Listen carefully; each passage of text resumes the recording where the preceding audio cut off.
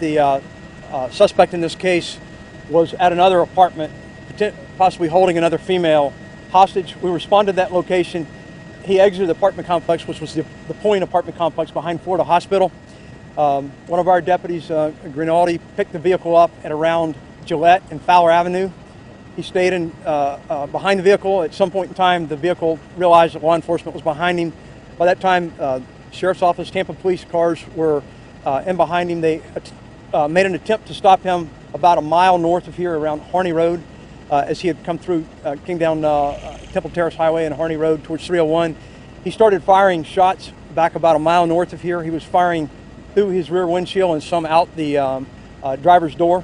They were evaluating where to try to stop him, and there was conversation about that on the radio about where to take him down. Every single deputy and officer was on the same radio frequency, and it was a deputy and an officer in pursuit of this vehicle. But in an instance like this, basically all bets are off. He's driving somewhere between 80 and 100 miles an hour, shooting out of the car at the pursuing law enforcement, and they understood that they had to end that right there. As you can see from the video, they did try to pit that car twice. They tried to hit a vehicle in the rear quarter panel and thus enabling that vehicle from going any further. Clearly they didn't want it to get up onto the interstate.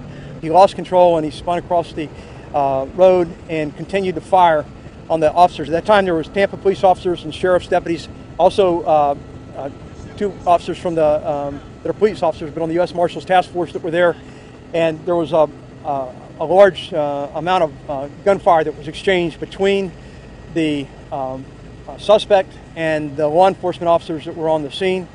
The law enforcement officers had a ballistic shield that they had up in their car, and at that time the suspect continued to fire. We were firing on him.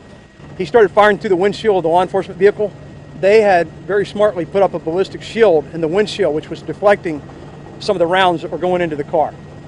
One of the officers involved, one of the deputies involved, is the district commander for this area himself. The major that's in charge of this district is one of the officers or one of the deputy sheriffs who fired. So he was here and he was calling a lot of those shots. We have at least probably 7 officers altogether between the police department and the sheriff's office that fired. We could not allow it to go any further. I mean, especially the nature of his activities. He was on a tear, and it was clear to everybody, by this morning that this guy, that's what he wanted to do. He wanted very badly to hurt someone, and so he wasn't going to go any further than this.